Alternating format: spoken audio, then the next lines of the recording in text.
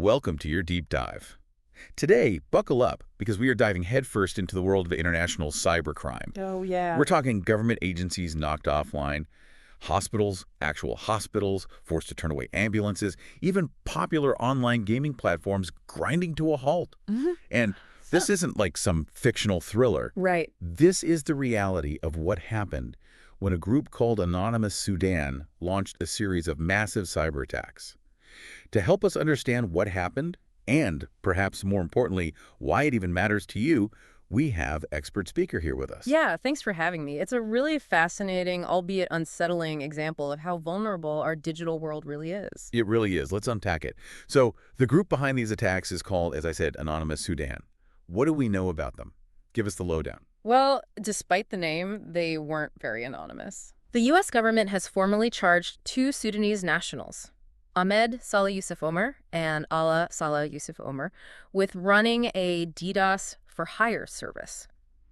They allegedly used this service to carry out attacks on a staggering number of targets. DDoS. So for our listeners who maybe aren't as familiar with the term, that's distributed denial of service. Yeah. Essentially, a digital traffic jam where a server gets flooded with requests until it crashes, right? Exactly. Now imagine that digital traffic jam on a massive scale. Okay. We're talking over 35,000 alleged attacks, some lasting for days. Wow. And their targets, let's just say they were ambitious. Ambitious how? Like, who are we talking? What kind of targets? Microsoft, OpenAI, Riot Games, Okay. PayPal, Steam, Hulu, Netflix, Reddit, GitHub, Cloudflare. They even went after CNN and major U.S. government agencies. Oh, wow. Like the Departments of Justice, Defense, and State, even the FBI. So the big players. Yeah. And this wasn't just about, the inconvenience of a website being down for a bit either. Right. We're talking hospitals getting hit. Right. Absolutely. Cedars-Sinai Medical Center in Los Angeles had to turn away incoming patients for 8 hours because their emergency department was so severely impacted. 8 hours. Yeah, they had to redirect ambulances to other facilities because their systems were essentially down. That's incredibly disturbing. It really drives home the real-world consequences of these attacks. Speaking of motives, how does a group like this even make money? Was it purely about sowing chaos, or was there a financial incentive? It appears there was a clear financial incentive. They were running a subscription-based model for their DDoS tool. So cybercrime-as-a-service. Sadly, yes, and they were surprisingly upfront about their pricing. Okay, how pricey are we talking? $100 got you 1 day of access to their tool, $600 for a week. And for those who really wanted to cause havoc, $1,700 bought you a full month of access. Wow. They even offered a botnet, which is basically a network of hijacked computers boasting 2 terabytes of attack power for $300 a day. So for our listeners who maybe don't understand all this technical jargon, myself included sometimes, what does that actually mean? What could someone do with that kind of access? Essentially, it lowers the barrier to entry for carrying out these kinds of attacks. Someone with a grudge and a few $100s could, in theory, cause significant disruption. And that's terrifying. But let's go back to Anonymous Sudan for a moment. They were very public about their activities, even going so far as to taunt Microsoft on Telegram. Why would a group that calls themselves anonymous be so public about their attacks? It seems counterintuitive. It's a fascinating contradiction. They cloak themselves in this idea of anonymity while simultaneously craving recognition for the chaos they create. They actually taunted Microsoft directly, saying, and I quote, "Microsoft, the fate of your services is under our hands. We decide when to shut it down and when to leave it open. Today, almost all of your major services were down for over 1.5 hours. We can target any U.S. company we want." That's a bold statement. But were they able to back it up? Did the authorities eventually catch up with them? In March of this year, federal authorities managed to seize some of their key infrastructure, servers, source code, essentially, the tools they were using to carry out these attacks. And of course, we have those charges filed against the Omar brothers. Right. But there's a catch. What's that? We don't know where these individuals are. Are they in custody, on the run, living it up on a beach somewhere, laughing at all of us? Right. The authorities aren't saying. Okay, now that's a cliffhanger. And it raises an even bigger question. Was this whole Anonymous Sudan situation just the tip of the iceberg? It makes you wonder how common this kind of thing really is. Like, is this, I don't know, is this a one-off or is this something that we're going to be seeing a lot more of? And that's the heart of it, isn't it? Yeah. This wasn't just about one group or one series of attacks. The methods they use, this whole DDoS for hire model, It's part of a much larger and, frankly, concerning trend. We're seeing the increasing organization and even commodification of cybercrime. Commodification. Yeah. So you're saying cybercrime is becoming like a business. In a way, yes. Think about it. You have developers creating malware and attack tools, then selling them on underground forums. Then you have these bulletproof hosting services, which essentially shield malicious websites from being taken down. Mm. These services make it much harder for law enforcement to shut down these operations. And then, of course, you have groups like Anonymous Sudan acting as the service providers, carrying out attacks for anyone willing to pay. Wow. So to be clear, this means someone with, minimal technical skills could potentially cause widespread disruption. Potentially, yes. And that's a very real concern. This shift towards cybercrime as a service lowers the barrier to entry significantly, making it easier for individuals or even groups with limited resources to carry out sophisticated attacks. This is starting to feel like something straight out of a cyberpunk novel. Yeah. But going back to Anonymous Sudan for a moment, their name seems to imply some kind of political motivation. Were they politically motivated at all, or was it purely about money and chaos? That's where things get murky. There's been a lot of speculation about their potential ties to the Sudanese government. Some security researchers suggest they might be a proxy, a way for the government to advance certain political agendas while maintaining plausible deniability. A digital puppet master, so to speak. Exactly. But it's important to note that this is just one theory. Others believe they are genuinely independent, motivated by a mix of financial gain and a desire to make a statement on the world stage. Right. The truth is, at this point, we just don't have enough concrete evidence to say for sure. So more questions than answers. But let's say, hypothetically, that this was the work of a state-sponsored group.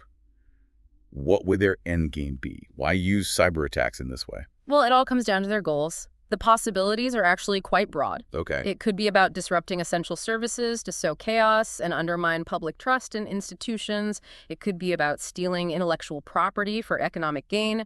Or it could be about gaining leverage in a geopolitical dispute. So it's essentially a new way for nations to exert power and influence on the world stage. Precisely.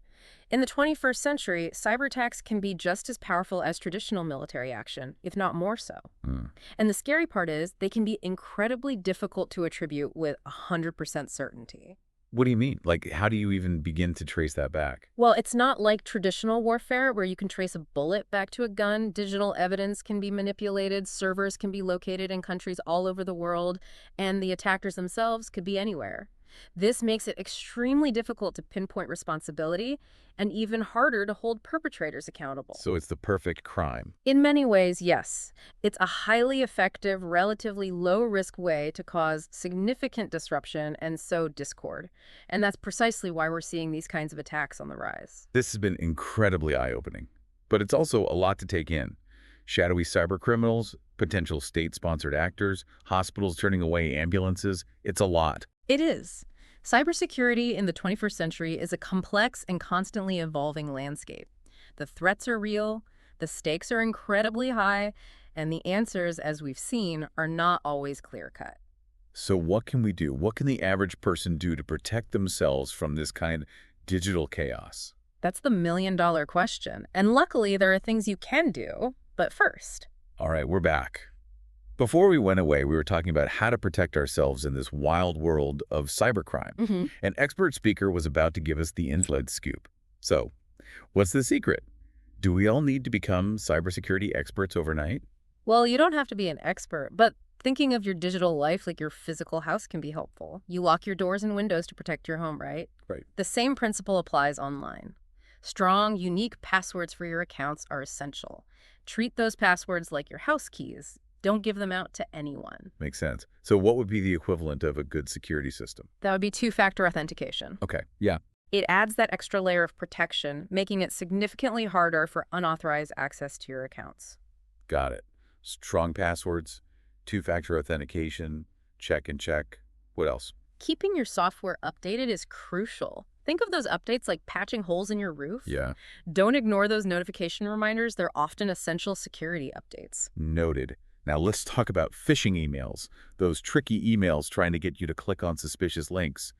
How can we avoid falling for those traps? Phishing emails are still one of the most effective ways for cybercriminals to gain access to your information.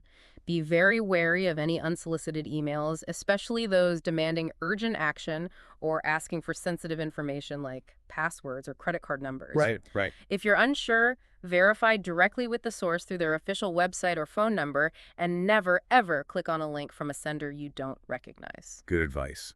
It sounds like being a bit more cautious and suspicious online can go a long way. Absolutely. And remember, if something feels off, it probably is. Trust your instincts. That's really helpful advice for navigating our daily online activities.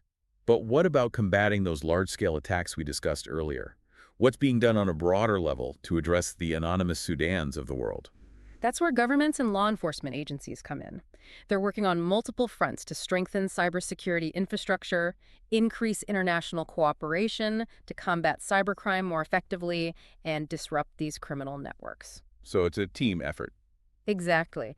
And there's a growing focus on investing in cybersecurity research and development, which is essential for staying ahead of these evolving threats. The methods used by cybercriminals are constantly evolving, so staying ahead of the curve is critical. Right. It sounds like a never-ending game of cat and mouse. Yeah. The bad guys try to stay one step ahead, and the good guys are always trying to catch up. That's a great way to put it. But it's not just about reacting to attacks, it's about being proactive. That means investing in cybersecurity education and training to equip people with the knowledge and skills they need to protect themselves, raising awareness about the risks, and promoting responsible online behavior. So it's not just on the tech experts or government agencies to solve this. It's on all of us to be more aware and proactive. You got it. Cybersecurity is everyone's responsibility. Every time we connect a device, click a link, or share information online, we're all part of this digital ecosystem. By being informed, taking precautions, and looking out for one another, we can all contribute to a safer online world. That's a great point. So it's about awareness, vigilance, and a healthy dose of skepticism when it comes to our online interactions. Exactly. And remember, knowledge is power. The more you understand about the risks and what you can do to mitigate them, the better equipped you'll be to navigate the digital world safely and competently. Well said.